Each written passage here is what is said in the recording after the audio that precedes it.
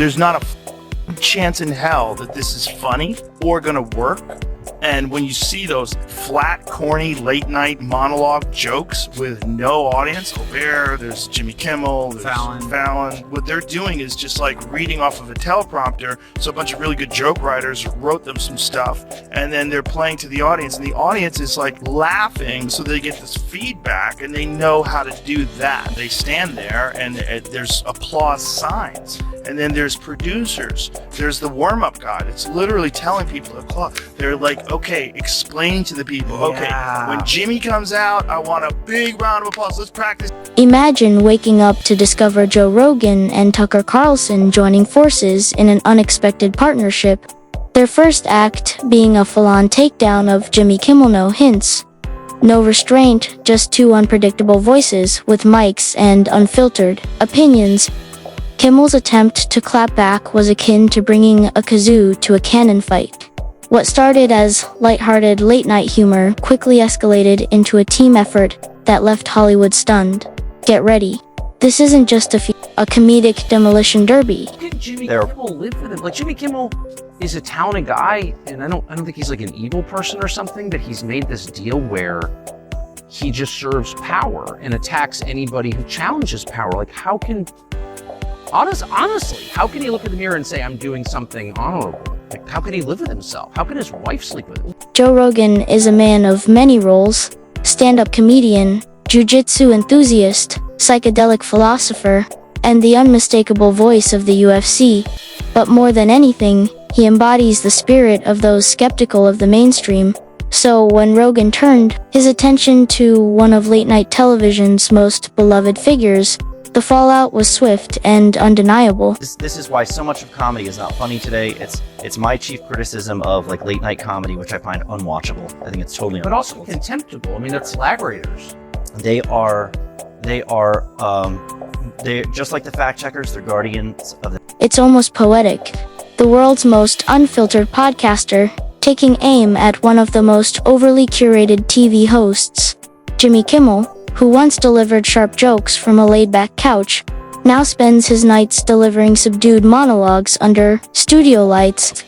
Meanwhile, Rogan, likely chuckling into a mic, mocks the idolization of celebrities with his characteristic to obscurity. Nobody's going to care anymore. It's like you're seeing it take place with late night television. Nobody gives a fuck about it anymore. I know. And it's slowly, you have a bad business model and you're not adapting. Yeah, the creativity's gone for late night comedy, right? Like, that's not really a thing anymore. When Kimmel leaned on cancel culture and virtue signaling, Rogan hit back hard, fueled by blunt honesty and a no BS mindset.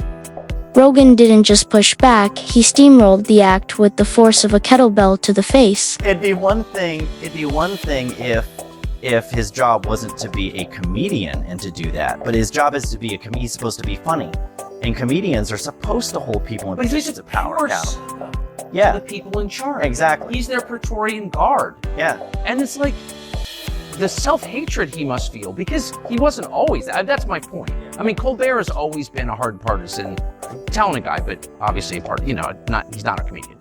But Kimmel was a comedian. Like, how does he, I don't understand. I don't know how he can. Rogan has little patience for prepackaged sincerity and easily detects inauthenticity. Modern-day Jimmy Kimmel, once the edgy court jester, now resembles a moralist reading off a teleprompter, complete with applause cues. For Rogan, that's the ultimate betrayal of comedy. He values the punchlines Rana sits, not meant to be sanitized, dressed in virtue, or followed by a tearful speech. That's not stand-up, it's stand down. But Rogan didn't stop at Kimmel's style.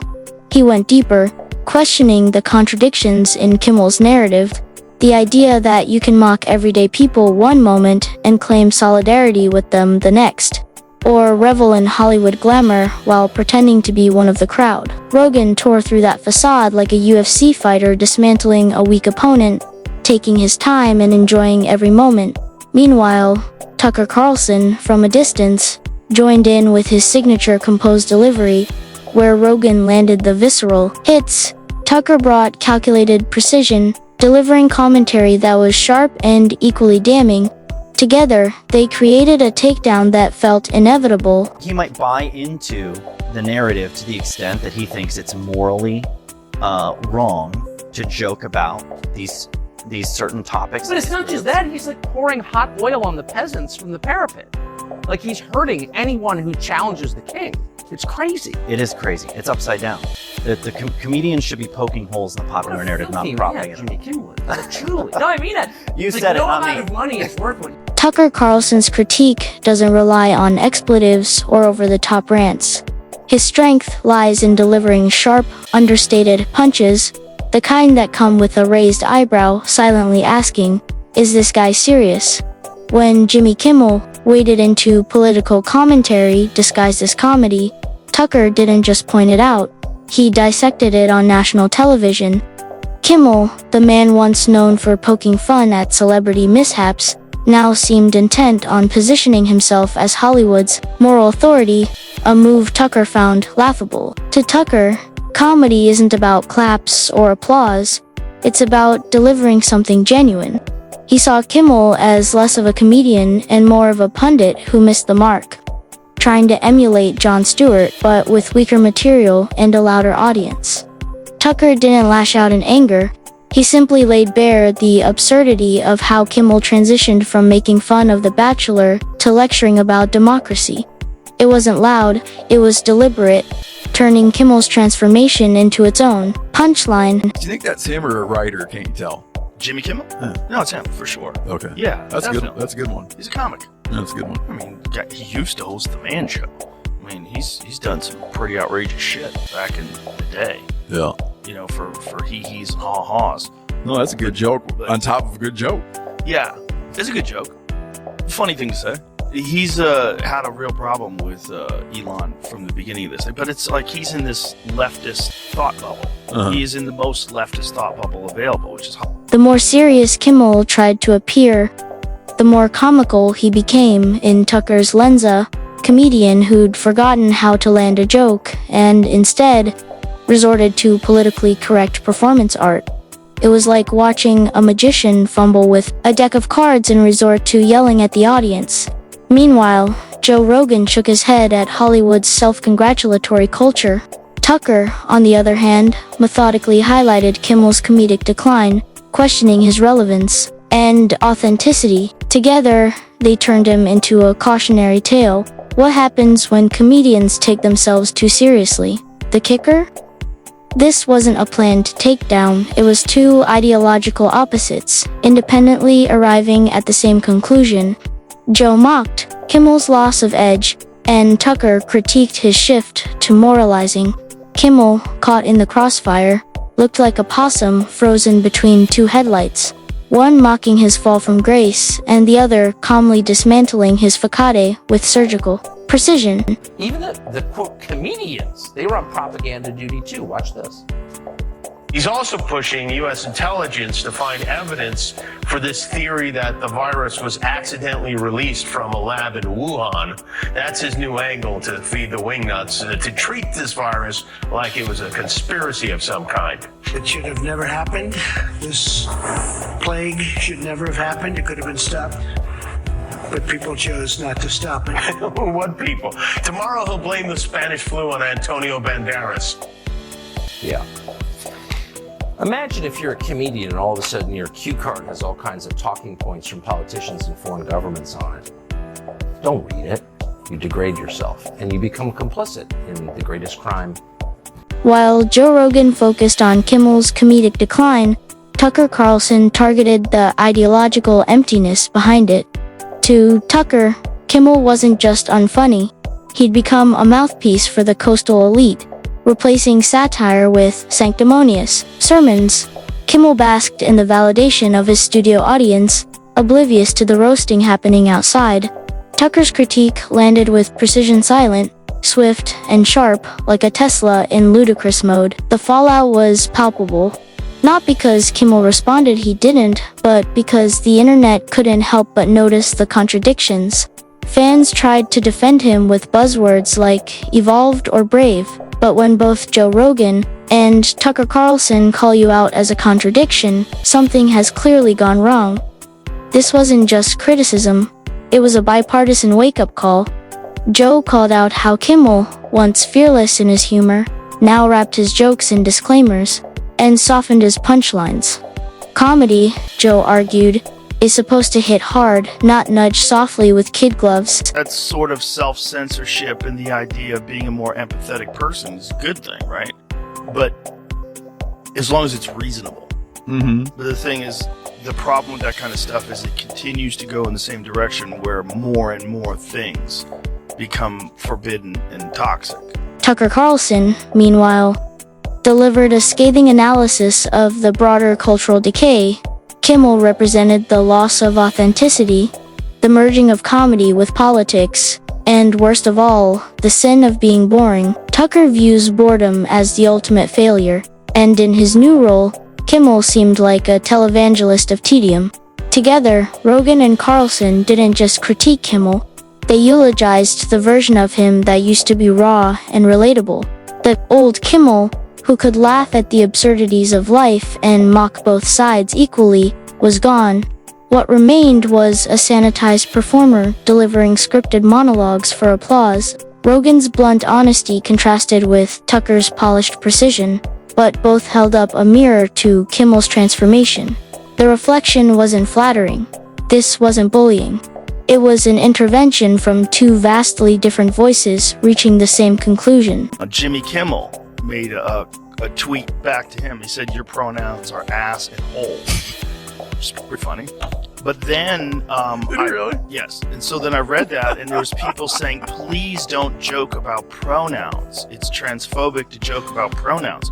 So they were chiding him for participating in a joke about pronouns. So Jimmy Kimmel was doing it. He was doing it too. Yeah, he was doing it too. No, he was being accused of joking about it too. Yes. So they were upset at him, even though he was attacking the appropriate person. He was doing it in a manner which is also construed as being trans. Joe Rogan's audience thrives on questioning and debate. They don't buy into theatrical performances. Tucker's audience, on the other hand, loves to analyze and hold people accountable. When these two figures simultaneously peeled back the layers of Jimmy Kimmel's act, the result was the slow unraveling of a comedian who lost his edge.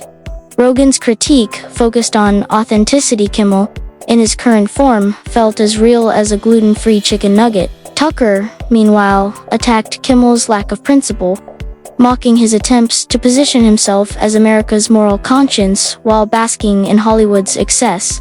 The duo left the metaphorical ring without raising their voices, leaving behind the ruins of a man who forgot the essence of comedy. The job description of a comedian is not so different from the job description of a journalist, as traditionally constituted. Tell the truth about the powerful. Comedians are usually a lot smarter, more clever, and incisive than journalists, but that's what they're supposed to be doing. Almost none still do. Adam Carolla is one of the very few remaining comedians in the United States. For a comedian, there's no worse fate than becoming the punchline. Kimmel's fans may continue clapping out of habit, but the clapping itself has become hollow and performative. Meanwhile, Joe Rogan moved on to his next conversation, likely about elk meat or conspiracy theories, while Tucker Carlson calmly reflected on Kimmel's decline. Kimmel had unintentionally become the face of everything wrong with late-night TV, overproduced, unfunny, and drenched in self-importance. Rogan and Tucker weren't just attacking one man, they were highlighting a cultural shift. Kimmel's comedy, once bold and unapologetic, had become watered down and corporate I mean nothing. I agree. Wait until you hear about this guy named Tucker Carlson. You are gonna hate him. The undeniably big topics, the ones that will define our future, get virtually no discussion at all.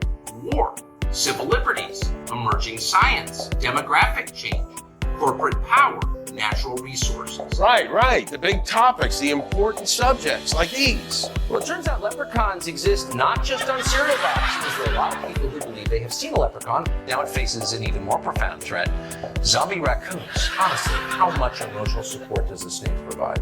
Tucker didn't need to shout. His critique was devastatingly calm. He pointed out the irony of a comedian who once mocked celebrities now serving as their emotional spokesperson. Despite their opposing ideologies, Rogan and Carlson arrived at the same conclusion. Kimmel was no longer dangerous, funny, or relevant. He was a TED Talk in clown shoes.